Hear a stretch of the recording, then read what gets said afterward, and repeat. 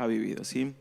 Vamos a la palabra y hoy vamos a ver esta prédica que le puse por título Valientes que sacuden ambientes, ¿sí? Porque creo que los valientes de Dios y creo que la iglesia está para sacudir ambientes, ¿ok? ¿Cuántos creen eso? Si no me bajo. Y lo voy a tomar de un pasaje que siempre me ha gustado de la vida de Jonatán, hijo de Saúl, ¿sí? Voy a ir leyendo y ahí va a aparecer solamente el final o uno de los pasajes finales. Pero le voy a leer la historia para que nos podamos poner en contexto.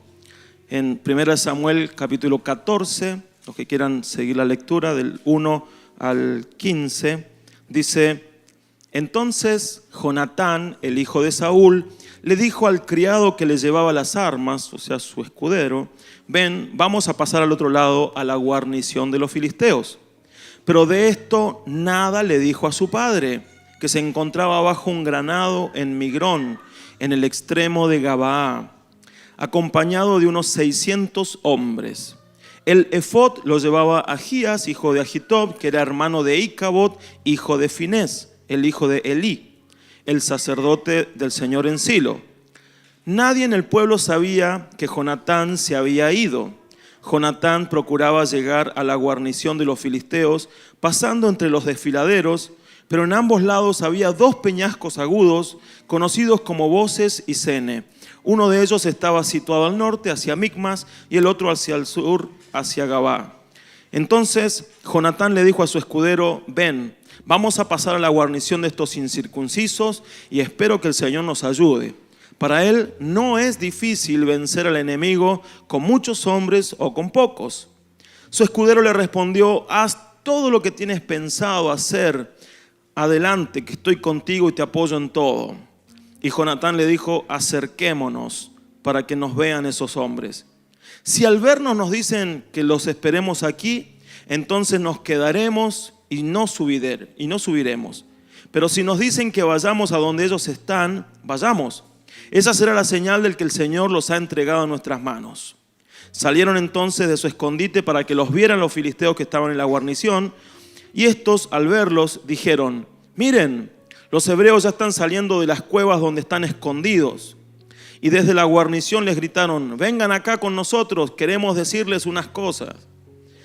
Entonces Jonatán le dijo a su escudero: ven, sígueme, que el Señor los ha puesto en manos de Israel. Y subió Jonatán trepando con manos y pies, y seguido por su escudero, y empezó a luchar contra los filisteos. A los que caían delante de él, su escudero los remataba. En esa primera lucha mataron como a 20 hombres en un espacio reducido. Entonces el pánico se apoderó de todo el campamento, en el campo y en toda la guarnición. Y cuando lo supieron los espías, también se llenaron de miedo, y el pánico aumentó porque hubo un temblor de tierra. Tremendo. O sea, ven este muchacho, Jonatán, hijo de Saúl, el que era el rey en ese momento. Estaban en una lucha contra los filisteos, eran el pueblo enemigo. Y Jonatán, hombre arriesgado, valiente, confiado en Dios, dijo: yo voy. ¿Por qué se movió? Quizás y probablemente por la inacción de su papá. Su papá no se movía. Su papá parecía no tener estrategia. Estaba sentado bajo un granado esperando que algo pasara. Y saben que cuando hay inacción de aquellos que se tienen que mover, va a generar que se muevan otros. Y se movió Jonatán. Y no le dijo a nadie, solamente a su escudero: vamos contra los filisteos. Yo quiero hacer algo. Yo no me quiero quedar acá esperando. Y salió y luchó. Y había un peñasco de un lado, otro peñasco del otro. y estaban los filisteos arriba, y dice que él pidió una señal, y la señal era que justamente le diga, vengan. La señal no era, quédense allá. La señal era, vengan, queremos decirles algo. Y él entendió que por esa señal, que era lo más lógico, lo fue y los atacó y empezó a matar. Pero él tuvo que trepar el peñasco, dice, con manos y pies, y los filisteos estaban arriba. O sea, él ya iba en desventaja, pero iba tan confiado en el Señor que él iba a ganar. Confiado junto con su escudero, y llegaron arriba y empezaron a pelear. Y el terror, dice, se apoderó porque empezaron a matar rápido, 20. Y dice el que no terminaba de matar es Jonatán, el escudero lo remataba. Y el terror se apoderó, y dice que el pánico aumentó y hubo un temblor. Y yo digo, ¿casualidad? Justo que van y hacen todo esto, y casualidad que ahí tembló la tierra. ¿Casualidad que hubo un terremoto? No, no creo en eso. Creo que, como dice la palabra, esto lo provocó Dios. Hay varios versículos que quiero compartirles en distintas versiones de este mismo versículo. Por ejemplo, la NTV dice, de repente el ejército de los filisteos se llenó de pánico, tanto los que estaban en el campamento como los que estaban en el campo, hasta las avanzadas y los destacamentos de asalto. Y en ese preciso momento hubo un terremoto y todos quedaron aterrorizados. La Nueva Biblia de Jubileo dice, cundió el terror en el campo y en el campamento y en la gente toda. La avanzadilla y los cuerpos de descubierta fueron presa del espanto. La tierra tembló y hubo un terror de Dios. Y la Biblia del lenguaje sencillo dice, además, Dios hizo que temblara la tierra y el ejército filisteo se asustó mucho. Y si vamos a la Biblia de las Américas, va a decir, Dios hizo temblar la tierra. Y así, ¿por qué? Fíjense que dice, un espanto, terror. ¿Cuántos eran? 2. 2. Pero 2 valientes. 2 que se arriesgaron. Principalmente Jonatán. Yo en Jonatán veo cosas muy importantes en esta historia que nos tienen que hablar a nosotros para tomarlas como un ejemplo. Veo en él iniciativa. Él no estaba, o sea, podría haberse quedado esperando a ver hasta que mi papá se decida hacer algo, pero se movió. Iniciativa, intencionalidad. El enemigo está allá, yo voy a ir a pelear. Veo valor, porque él podría haberse quedado, no, y mirá si me pasa algo, me van a matar. No, valor, yo voy a ir a pelear. Quiero pelear. Veo ánimo de cambiar la realidad en la que estaba. Porque si nos acordamos, los filisteos estaban siendo el enemigo que oprimía a Israel. Y ellos no, o sea, Jonatán dice, yo no quiero seguir así. Yo no quiero seguir en esta situación de estar peleando y estar atentos y con miedo o con temor de los filisteos. Yo quiero cambiar esta situación, esta realidad. Quiero que cambie. Y sobre todo, una confianza en Dios. Si Dios está con nosotros, los vamos a vencer. Y Él dice, porque para Dios no es difícil vencer al enemigo con muchos hombres o con pocos. Qué tremendo. Porque muchas veces nosotros pensamos que Dios necesita nuestra ayuda. Que Dios necesita los muchos recursos que tenemos nosotros. Las muchas habilidades y el mucho conocimiento que podamos llegar a tener. El mucho poder que en realidad es de Él. Y Dios, acá Jonatán dice, para Dios no es difícil vencer al enemigo con muchos hombres o con pocos. porque Él se mueve. Para Dios no es difícil sacarte de una situación complicada, sencilla o como sea. No es difícil. Y no necesita de mucho o de poco de nuestra parte. Él lo puede hacer, porque Él es todopoderoso. Veo en Jonatán un muchacho que provocó algo con su actitud. Él provocó,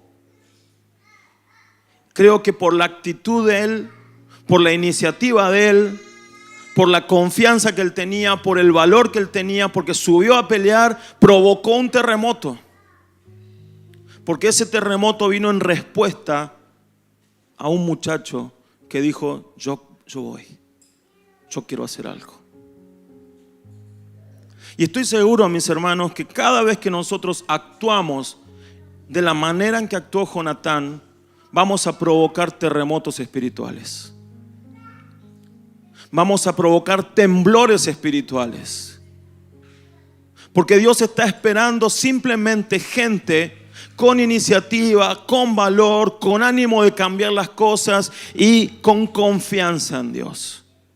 Cuando Dios encuentra esa clase de personas, entonces generan terremotos. Algunos quizás van a ser literales y vas a sentir que se movió algo.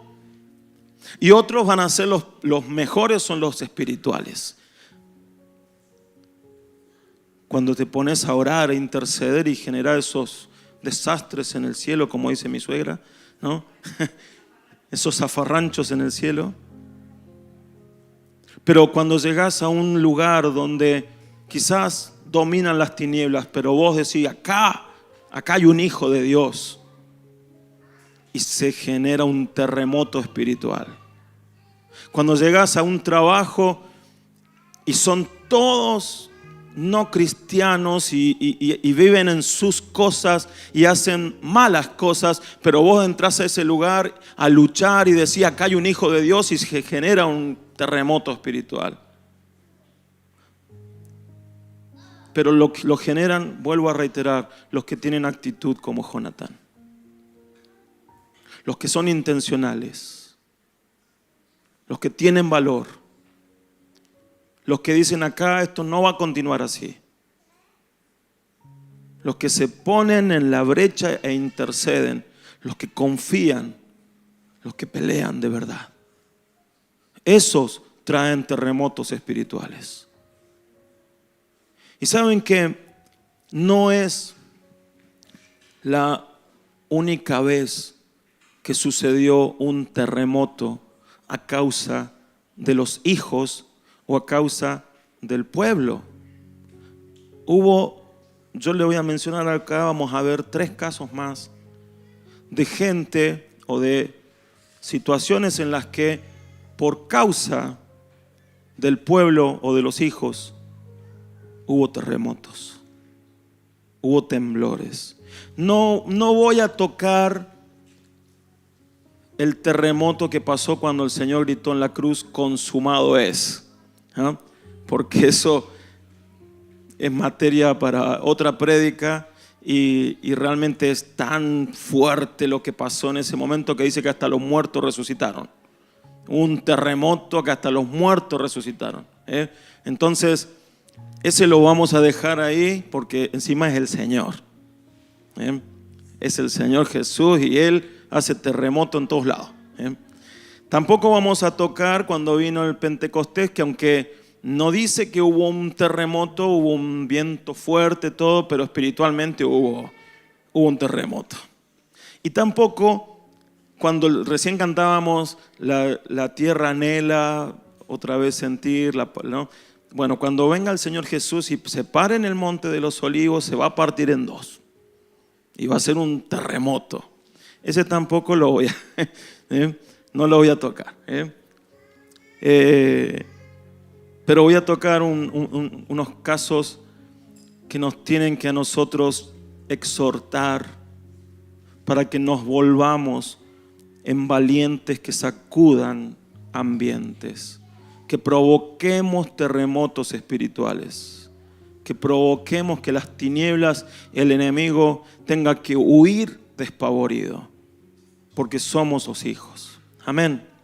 Primer caso, Josué 6:20 dice: entonces los sacerdotes tocaron las trompetas y la gente gritó a voz en cuello, ante lo cual las murallas de Jericó se derrumbaron. El pueblo avanzó sin ceder ni un centímetro y tomó la ciudad. Israel estaba a las puertas de su primera conquista importante, su primera gran conquista, que era la ciudad de Jericó. Esta era una ciudad amurallada. Josué estaba ya al frente de todo lo que iba a significar esta empresa de conquistar la tierra prometida. Y cuando se encuentran con que tienen que ir a conquistar a Jericó, Dios le dice: lo van a hacer de esta manera. No, muchachos, no hay bombas, no hay arietes, no hay nada de eso. La forma es que van a ir durante 7 días una vuelta a la ciudad y el último día 7 vueltas. Luego van a gritar los salmistas, los levitas, los sacerdotes van a hacer sonar el shofar, van a llevar el arca y las murallas van a caer. Bien, esas fueron las órdenes de Dios a Josué. Ahora Josué tenía que transmitirlas al pueblo.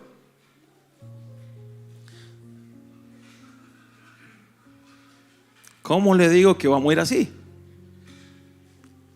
¿Cómo le digo al pueblo que vamos a tirar las murallas a gritos, dando vueltas y gritando? Pero veo un pueblo que, no sé, yo creo que quizás no hubo como demasiado problema, pero seguramente que hubo cuestionamientos, preguntas, temor. ¿Cómo vamos a hacer esto? Es muy extraño, es muy loco. ¿Cómo vamos a tirar las murallas de esta manera? Pero bueno, ahí se pusieron a caminar dando vueltas un día, otro día, 7 días. El último día, 7 vueltas encima. Y no estamos hablando de una ciudad pequeña. Era un gran esfuerzo dar vueltas alrededor de la ciudad. Las murallas en aquel entonces eran altas, anchas. Seguramente habría en las paredes, en las murallas arriba, la gente de Jericó que estaría observando. ¿Qué hacen estos locos? Les tirarían cosas desde arriba. Y ellos caminando, hasta que llegó la última vuelta del último día. Y ahí, ahora, shofares, gritos, y las murallas cayeron. Seguramente eso se debe haber sentido como un terremoto. Ahora, ¿qué fue lo que tiró las murallas abajo? Los gritos. La cantidad de decibeles que levantó la voz de todo un pueblo gritando. No fue eso. Eso fue todo parte de lo que tenían que hacer en obediencia. Y las murallas cayeron justamente por obediencia, por creerle al Señor. Porque a pesar de que el plan no parecía algo tan lógico, lo obedecieron y caminaron alrededor de esas murallas creyéndole al Señor que si Él lo dijo que así va a ser, va a ser. Los valientes en el Señor tienen que estar dispuestos a creerle al Señor, aunque eso suene muy loco, muy ilógico. Aunque no suene tan razonable, quiero que vayas y hagas esto. Señor, pero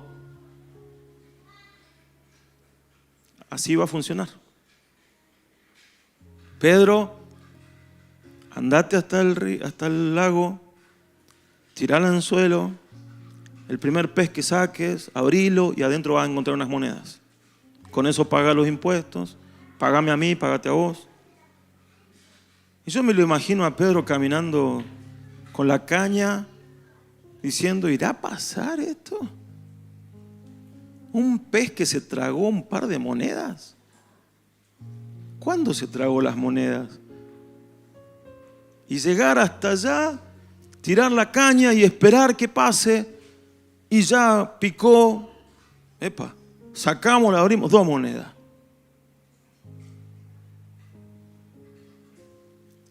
Y así como esas cosas, la Biblia está llena de situaciones que no son lógicas, que no son razonables, que son mandatos del Señor a obedecer, pero que si nos ponemos a analizarlo, voy a decir, no sé. Y el Señor solamente dice, obedece. Porque no está en el que yo lo haga, sino en que yo crea.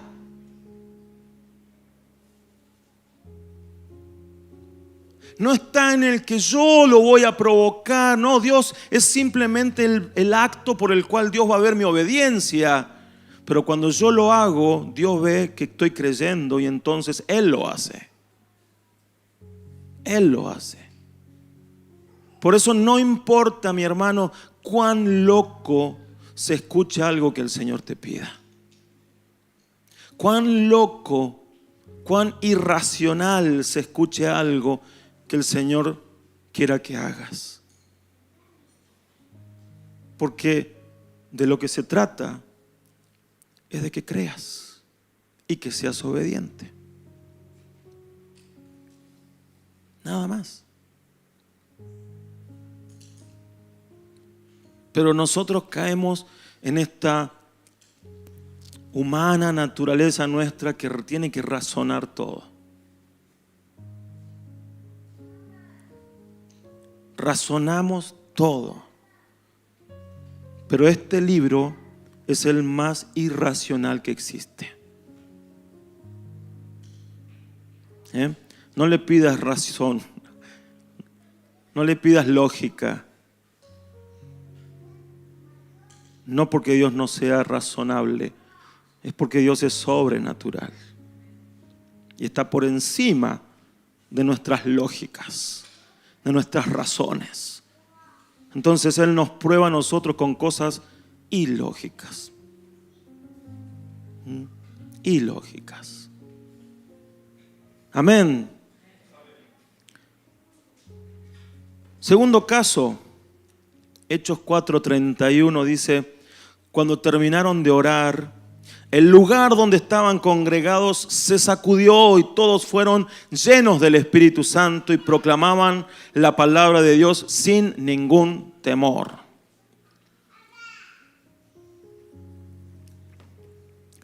Los inicios de la iglesia, de la primera iglesia, luego del Pentecostés, fueron bastante traumáticos, difíciles, porque la iglesia comenzó a sentir persecución. La religión de ese momento organizada, los sacerdotes del templo, los fariseos, todos ellos comenzaron a perseguir este nuevo camino. Comenzaron a perseguir a los apóstoles y a la iglesia, a los que se iban convirtiendo. Y en una de esas persecuciones lo toman a Pedro y a Juan, lo apresan, los golpean, los azotan y los amenazan para que no hablen más en el nombre de Jesús. Y ellos volvieron a donde estaba la iglesia congregada, orando por ellos. Y cuando llegaron y les contaron lo que habían vivido y de que era una realidad la persecución y de que todo el que profesara el nombre de Jesús era objeto de esa persecución y iba a poder pasarla mal, la iglesia unánime ora. Todos los que estaban ahí, no sé cuántos serían, pero dice que unánimes se ponen a orar. Y entre las cosas que oraron, mire esta partecita en el versículo 29. Dice: ahora, Señor, mira sus amenazas y concede a estos siervos tuyos proclamar tu palabra sin ningún temor. Extiende tu mano y permite que se hagan sanidades y señales y prodigios en el nombre de tu santo Hijo Jesús. En otras versiones dicen: danos de nuevo, ¿no? Que es valor. Y siempre me ha gustado este pasaje porque veo una iglesia que ante la inminente persecución, la realidad que estaban viviendo, no están pidiendo ser librados. No están quejándose de la iglesia, de los sacerdotes, de la religión que los está persiguiendo. No están asustados diciendo: Señor, por favor, líbranos de esto, ayúdanos. Al contrario, en la oración que hacen, dice: Señor, mira sus amenazas, pero concédenos a nosotros, tus siervos, seguir proclamando el evangelio, seguir avanzando en el nombre de Jesús sin temor, sin miedo. Que se sigan, Señor, haciendo señales y prodigios, que se siga, Padre. ¿Cómo no se iba a mover aquel lugar? Si esa es la oración que el Señor quiere escuchar, es la oración que quiere escuchar de su iglesia y es la oración que quiere escuchar de cada uno de nosotros. Señor, si me tiene que pasar algo, que me pase, pero dame valor para seguir hablando.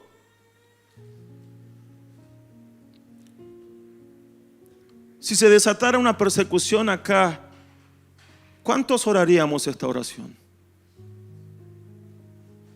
¿Cuántos diríamos: Señor, si tengo que morir, que muera, pero dame valor para seguir predicando? Que no me calle. Quiero seguir, Señor. Y dame poder para seguir haciendo señales y prodigios y levantando el nombre del Señor. Hermanos, la palabra dice que en los últimos tiempos vendrán persecución.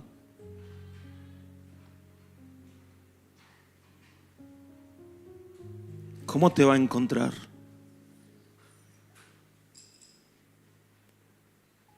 Esa persecución, ¿qué va a generar en tu vida? Que le digas al Señor: no, Señor, no quiero sufrir, líbrame de esto. O que lo termines negando. O por el contrario, que le digas: Señor, dame valor. Dame valor para seguir firme en tus caminos y dame valor para seguir hablando en el nombre de Jesús.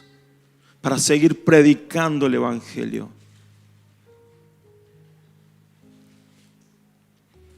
Hoy a la mañana allá en el oeste hablaba un poco de esto. Lo más importante, mis hermanos, es la cruz. Es la cruz.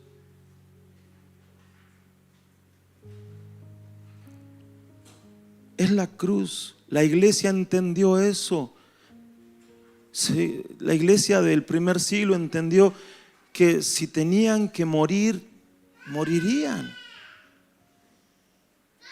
Pero iban a seguir levantando en alto la cruz, el mensaje de salvación, seguir alcanzando a los perdidos. Y esa es nuestra tarea, nuestra responsabilidad. No dejemos de predicar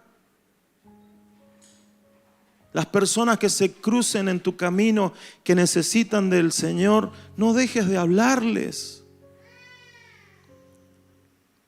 Siempre hay situaciones, siempre hay personas. Algunos rechazarán, sí, pero hay un montón de gente que está necesitada.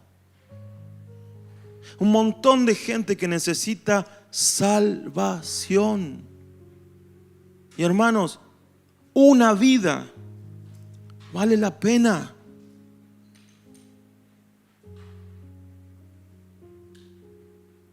¿Cuánta gente cuando lleguemos al cielo va a decir, gracias a vos estoy acá?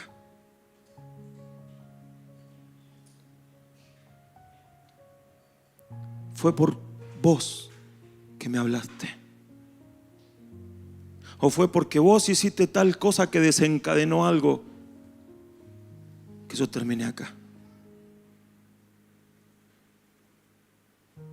Hermanos, que este año sea un año de mayor predicación de la iglesia y de nosotros personalmente. La iglesia, disfrutamos estar acá adentro, disfrutamos todo lo que vivimos acá, pero no nos sirve si no salimos allá afuera a predicar, si no le hablamos a la gente. La gente se tiene que enterar, la gente tiene que saber que hay un Dios de salvación, que hay un Dios poderoso que puede transformar sus vidas, su realidad, su eternidad. Y esa es tarea nuestra. Dios podría haber enviado los ángeles, pero desea enviar a los hijos. A los hijos. A nosotros. Y último caso, Hechos 16, 23 al 26, dice en el mismo tono, después de darles muchos azotes, los arrojaron en la cárcel y le ordenaron al carcelero que los mantuviera constantemente vigilados. Al recibir esta orden, el carcelero los metió hasta el último calabozo y les sujetó los pies en el cepo. A la medianoche Pablo y Silas oraban y cantaban himnos a Dios mientras los presos los escuchaban. De pronto hubo un terremoto tan violento que los cimientos de la cárcel se estremecieron. Al instante se abrieron todas las puertas y las cadenas de todos se soltaron. Otro terremoto provocado por hijos. Primer caso, 2, Jonatán y su escudero. Segundo caso, un pueblo que estaba obedeciendo. Tercer caso, la iglesia que le está pidiendo danos valor. Y último caso, nuevamente 2. 2 que comienzan a adorar a Dios en el peor momento. O por lo menos lo que nosotros consideraríamos un momento no tan bueno. Ellos estaban presos allí por predicar el evangelio, por ser valientes y predicar el evangelio, por haber generado tumulto a causa de la predicación del evangelio. La gente los agarró y los llevó pidieron que los apresaran y los llevaron a la cárcel. Los datos son interesantes. El otro día hablábamos, el miércoles allá en el oeste también, hablábamos de este dato que dice que los metió en el calabozo de más adentro, o el último calabozo, que era el calabozo con menos aire, porque no tenía prácticamente ventanas, nada. Era una especie de mazmorra. Ahí estaba el cepo, que el cepo era ahí lo ven ustedes, le agarraban las manos y los pies para que no se muevan. Era un lugar muy nauseabundo porque no había baños. Y el de más adentro como el de más seguridad. Como si Pablo y Silas fueran dos criminales muy peligrosos. Ya solamente ponerlo en el de más adentro ya era seguro que no se iban a escapar. Pero encima le ponen cepo. Azotados, heridos. Y en esa condición, hey Pablo, sí, Silas, cantemos unos coritos, oremos. Y se pusieron a orar y ya empezó a fluir la adoración, la alabanza. Dice que cantaron unos himnos, Castillo Fuerte, no, o sea, no. Se dice que los himnos teológicamente se conocen como el Salmo 113 al 118. Pero para cantarlo te lo tenés que aprender. Y son salmos que hablan de la grandeza del Señor. Y cómo Dios libera y cómo Dios se mueve en favor de los hijos. Así que en esa condición donde ellos podrían haber estado quejándose, donde ellos podrían haber estado diciendo es injusto, yo le estoy sirviendo al Señor y me toca vivir esto. En esa condición, Pablo y Silas, sin saber mucho de qué iba a pasar, lo mejor que hacen, porque ya era un estilo de vida, no era que, che, ¿qué podemos hacer ahora? Y cantemos, no es así. Ellos comenzaron en esa situación a conectarse porque era un estilo de vida. Para ellos no era extraño cantar, adorar, no era que tenían que esperar al domingo cuando se junte la iglesia para adorar un rato con canciones. Para ellos es un estilo de vida. Y entonces comienzan a adorar. Y habrá comenzado a cantar Pablo y se le une Silas, después a Silas se le ocurre otra y se une Pablo. Y entre canción y canción, entre alabanza y alabanza, no el dicho, sino se ponen a orar. A orar. Pues acá dice que estaban orando y cantando. En ese lugar horrible, en ese lugar de muerte, de prisión, de olor nauseabundo, de falta de aire, doloridos, latigados, heridos. En ese lugar ellos oraban y cantaban. ¿Y saben qué? Porque ellos entendieron todo. Porque a ellos no los ataba nada en este mundo, porque para ellos el centro, el propósito, lo más importante, todo era Jesús. Y predicar a Jesús. Y si por predicar a Jesús me tengo que morir, me moriré, habrán dicho. Mi vida es Él, todo es Él, predicar es mi misión. Eso es todo. En esa cárcel ellos no se pusieron a decir, ay, yo tenía unas ganas de comprarme una cabañita en la cordillera y no sé si voy a poder ahora. Yo tenía unas ganas de esto, unas ganas, ¿no? Tener mi negocio. Para ellos todo era Jesús y alrededor de Jesús giraba todo. De predicarlo a Jesús, de que el mundo sepa quién es Jesús, de que encuentren transformación, libertad, restauración, todo en Jesús. Eso era todo para ellos. Ellos habían muerto. No iban a morir. Ya habían muerto. ¿Se entiende? Ya habían muerto. Entonces cuando vos ya moriste, no hay nada más. Nada más. Muertos al mundo, dice Pablo. Ya está.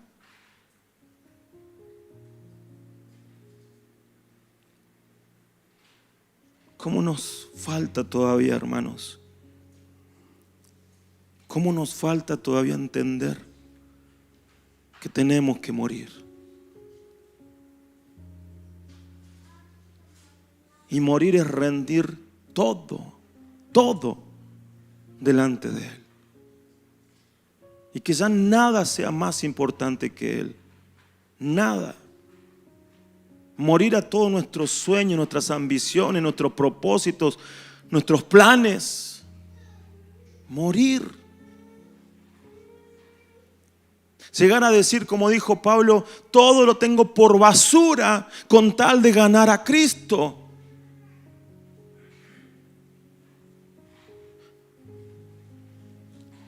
Moriremos así. Moriremos de tal manera que el centro de mi vida sea solamente Jesús y nada más. Y no quiero decir que no vas a tener después planes y proyectos, pero que sean los de Él para tu vida. Porque yo puedo proyectarme una carrera y quiero hacer esto y acá, y Dios te dice, quiero que mueras. Y cuando morís, Él viene y trae otro plan para tu vida. Pero ahora en Él. Pablo entendió. Silas lo entendió. Los apóstoles lo entendieron y la iglesia primitiva lo entendió. Por eso que en ese cepo, en esa celda, en ese cepo,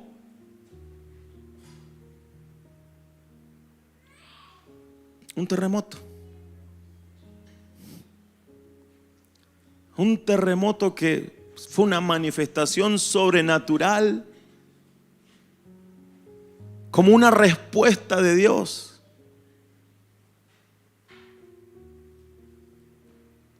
Mis hijos están adorando. Mira dónde están adorando. ¡Pum! Un terremoto. Que se abra todo y que explote todo.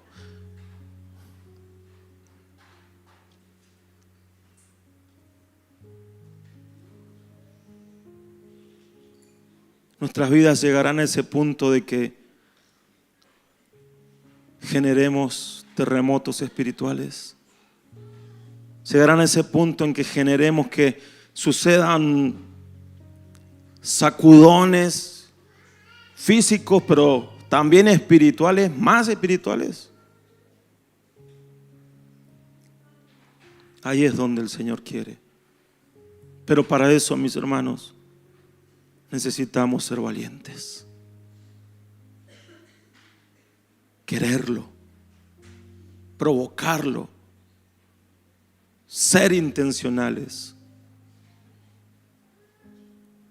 Los que no se mueven nunca lo van a hacer. Los que no mueren no lo van a provocar. Los que no confían no lo van a lograr. Solamente los valientes en el espíritu. Esos generan terremotos. Amén. Voy a pedir a los chicos que vayan pasando y le voy a pedir que se ponga de pie y vamos a tener un momento de oración.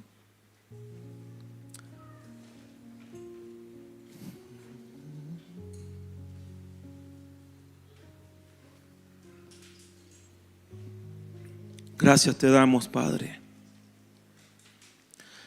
Gracias por tu palabra, Señor. Gracias porque hoy nos estás desafiando a ser valientes, pero de esos valientes que generan sacudones espirituales, de esos valientes que se arriesgan, que se animan, que van, que confían, que creen, que no se conforman a una realidad, sino que van para cambiarla.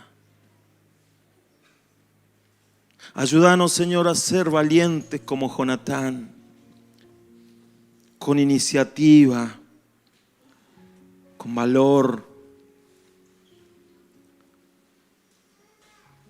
Un hombre que se puso en tus manos, tuvo victorias y vos respondiste con un terremoto. Que seamos obedientes como el pueblo, que aunque quizás no era lógico el método, la estrategia, cumplieron, obedecieron, y los muros de Jericó cayeron. Que seamos como la iglesia primitiva, Señor, que en esa oración tocaron tu corazón, porque no estaban pidiendo que los libres, no estaban pidiendo que no tener persecución, estaban pidiendo ser valientes para seguir predicando. Y eso tocó tu corazón, Señor, y ese lugar tembló y se llenaron del Espíritu.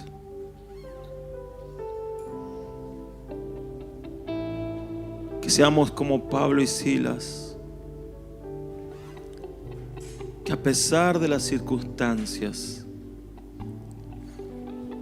adoraron, alabaron,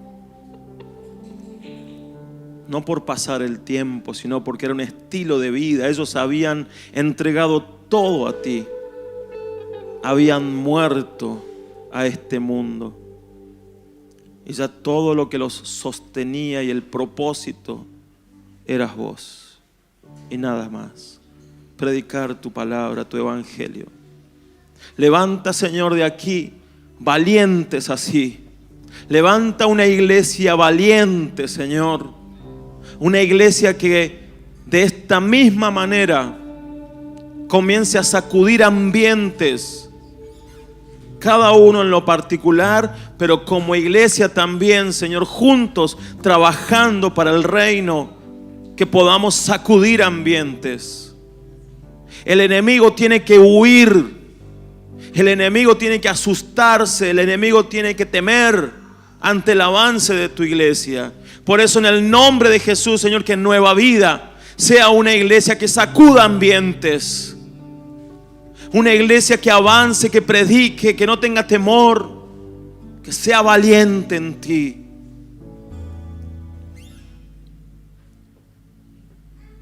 Que podamos responder,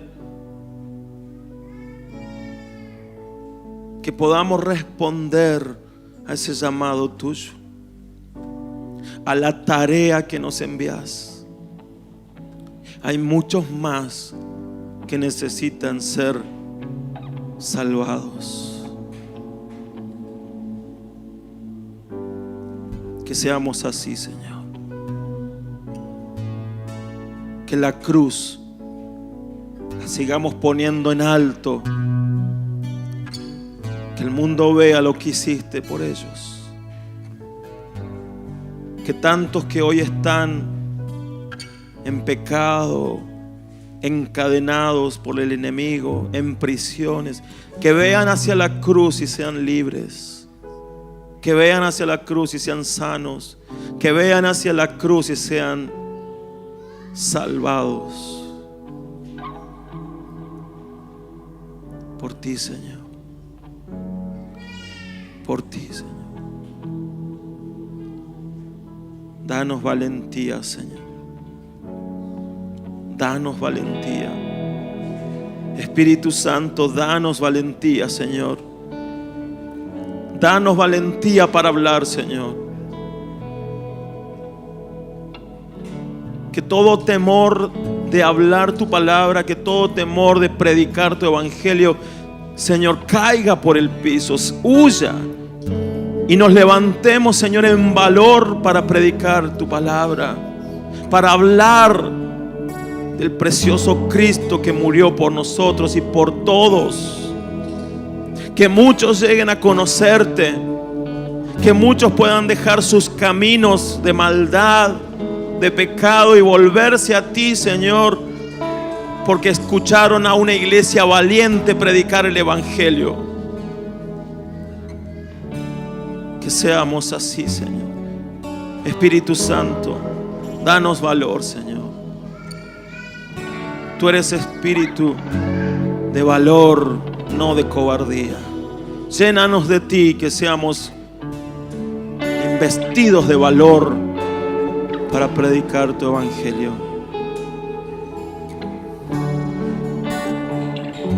Siga orando, siga pidiéndole al Señor.